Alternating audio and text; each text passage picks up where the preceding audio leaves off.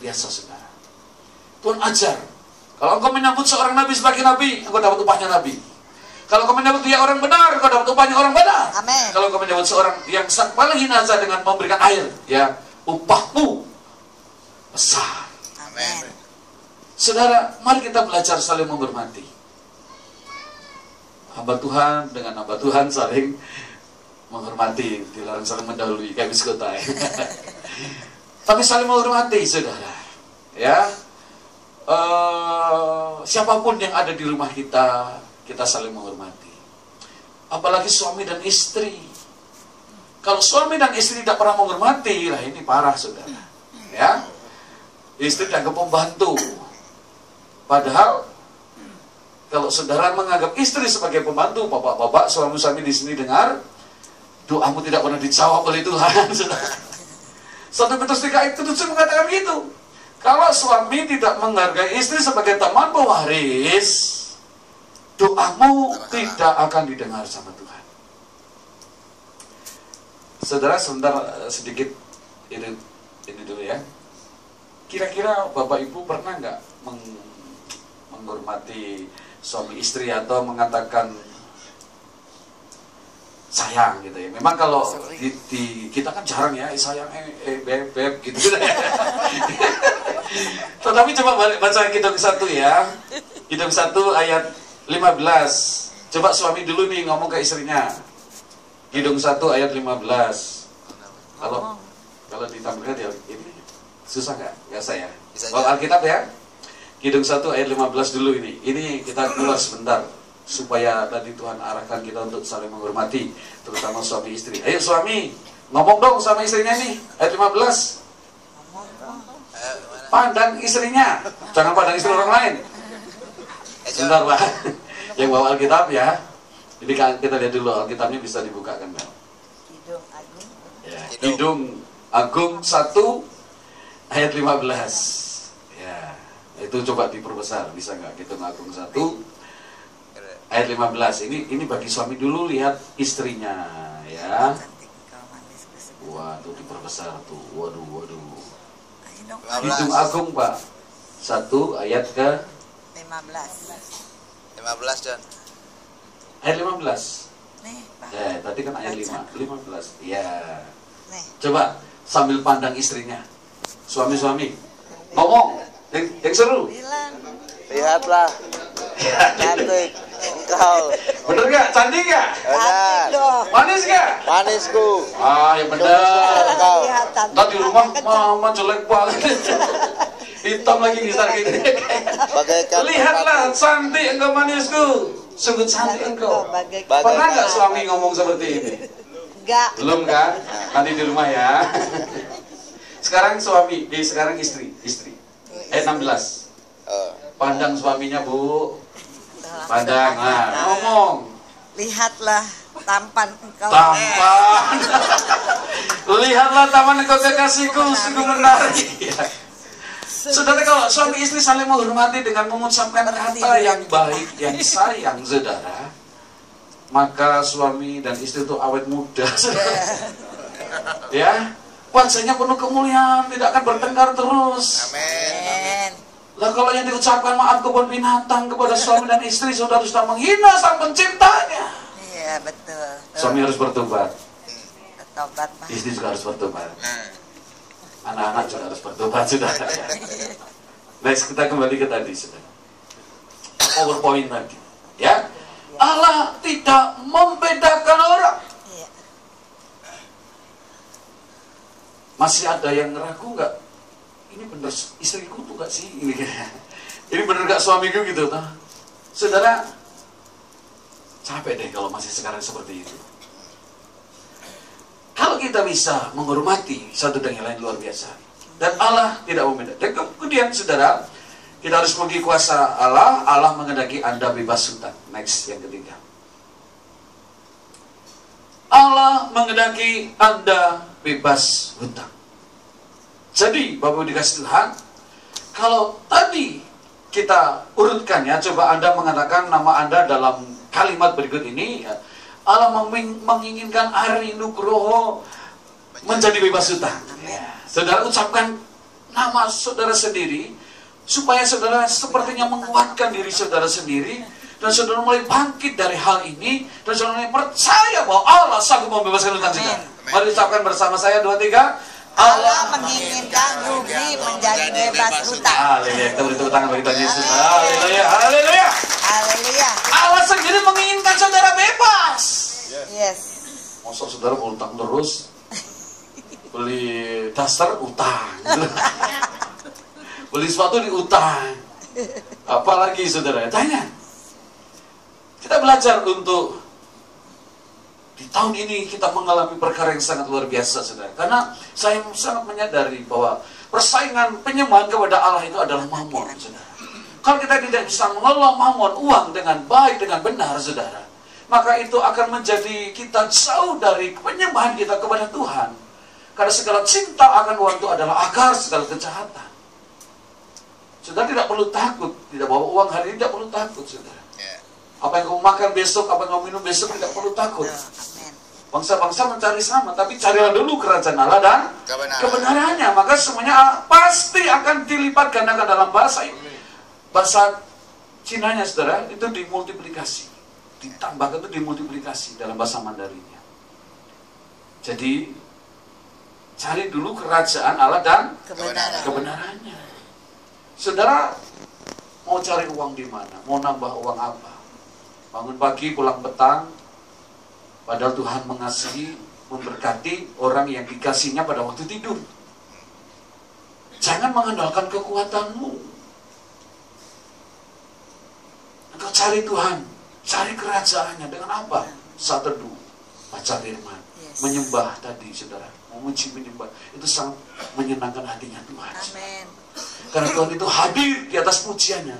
Saudara ketika masuk dalam ruang Maha Kudus Tuhan, dalam keadaan apapun, saudara mungkin dalam keadaan hopeless, dalam keadaan bingung, dalam keadaan sakit, dalam keadaan mungkin kesulitan ekonomi, saudara, masuk ke dalam hadirat Tuhan.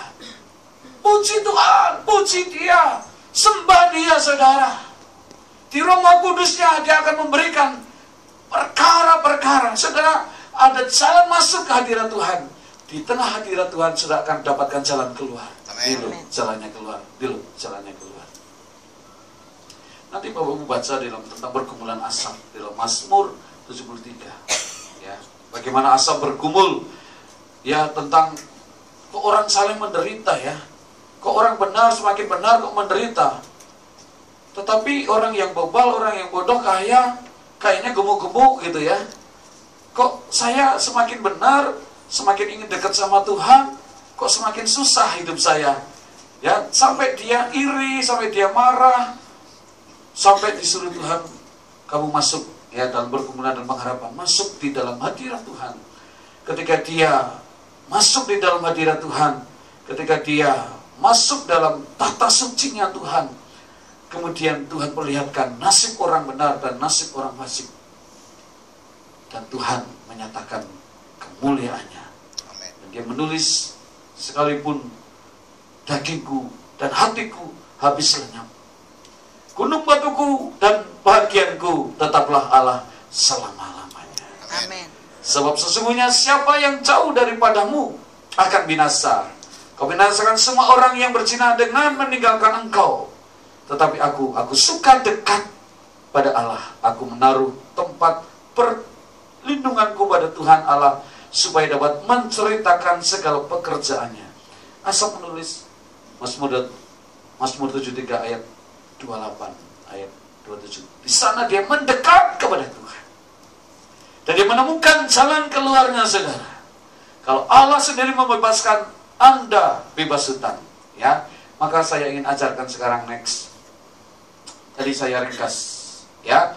Sekarang kita sudah mengerti. Yang pertama, Allah menghendaki Anda bebas hutang. Yang kedua, Allah memberikan kuasa kepada saya dan saudara. Dan yang ketiga, bagi Allah tidak ada yang mustahil. Amin. Ini harus yakin dan percaya. Dan saya ingin saudara aktifkan iman Anda. Sebab iman tanpa perbuatan dalam Yakobus 2 ayat 17 itu akan mati, saudara. Aktifkan iman Anda. Katakan bersama saya, aktifkan iman saya. Saya contohkan. Kalau ini Max saya tidak aktifkan, saya matikan. Biasa kan saudara? Suaranya biasa aja. Mungkin tidak bisa kedengaran sampai jauh saudara. Tetapi kalau mic ini saya aktifkan, shalom. Shalom. Loh, nah, aktifkan ini saudara. Shalom, beda saudara. Ada power. Yes. Ada sesuatu yang berbeda gitu saudara ya. Saudara, kalau saudara mengaktifkan iman saudara, saudara harus mengerti ini. Setiap Tuhan menyembuhkan orang yang sakit, menolong orang yang menderita, selalu dikatakan imanmu yang menyembuhkan. Imanmu, imanmu. Tuhan sangat menghargai iman saya dan saudara. Aktifkan imanmu. Jangan lihat situasi dan kondisi, aduh susah ini, aduh tidak mungkin. Maka saudara, ketika engkau memiliki iman yang seperti ini, engkau akan mati, imannya kerdil, lemah. Dan sebentar mungkin kita akan terpuruk saudara. Tetapi ketika kita mengaktifkan iman saudara, maka ada sesuatu yang terjadi saudara. Dan secara supranatural nanti sudah akan melihat kenyataan demi kenyataan. Caranya Tuhan menolong luar biasa saudara. Amin. Ya, bukan caranya kita mikir-mikir strateginya manusia, tidak. Tetapi kalau Allah menolong itu kayak di luar akal manusia. Benar. Kalau akal berarti Allah yang bisa, Allah kita itu Allah yang dahsyat, tidak bisa dipikir dengan akal. Saudara, kalau dipikir dengan akal ya bukan Allah yang dahsyat saudara ya. Tetapi Allah kita Allah yang sangat dahsyat, luar biasa. Aktifkan iman. Dalam Ibrani 11 ayat 1, iman itu ya ada unsurnya sekarang. Sekarang iman adalah, dalam bahasa Inggris itu ada sekarang iman adalah gitu saudara ya. Jadi tidak menunggu minggu depan, bulan depan saya baru beriman, saya baru percaya, itu tidak saudara. Ketika engkau beriman dan percaya saat itu juga di depan TV, jadi saudara. Amin. Sekarang iman itu aktifkan sekarang. Nyalakan saudara, kepercayaan saudara kepada Dia yang berkuasa, yang dahsyat. Iman. Tidak ada yang mustahil bagi Dia. Amin. Amin. Ada tipsnya juga saudara sebenarnya ya. Selain mengaktifkan iman, tapi ada tipsnya juga, ada hikmatnya. Anda harus mengatur ulang cara Anda mengelola uang. Ya, diatur cara ulang. Orang benar itu pemurah dan pengasih, tetapi orang yang fasik itu kalau meminjam tidak mau mengembalikan, saudara. Jadi kalau kita minjam harus tetap kembalikan, betul? Ya, jangan lari, saudara. Kalau lari, saudara jadi bohong lagi, jatuh lagi dalam dosa kebohongan. Tapi hadapi. Pak, saya belum punya ini, saya punya ini, mari ambil dulu, gak apa-apa, saudara. Ya. Jadi hadapi semuanya, tapi saudara harus mengatur ulang cara Anda mengelola uang. Jangan seperti orang fasik. Mazmur 37 ayat 29 baca di rumah. Ya, tips satu lagi. Anda harus menghentikan pengeluaran uang yang membuat Anda mengalami defisit. Atau bahasa Jawanya tekor. Saudara, ya bagaimana mosok udah tahu nih suaminya penghasilannya sekian gitu saudara ya, tapi istrinya menuntut harus dikasih semuanya saudara. Nah suami kan perlu beli bensin ya, perlu pulsa, jadi suaminya juga bohong.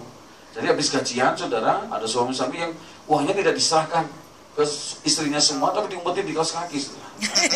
Diumpetin di bawah pot gitu ya.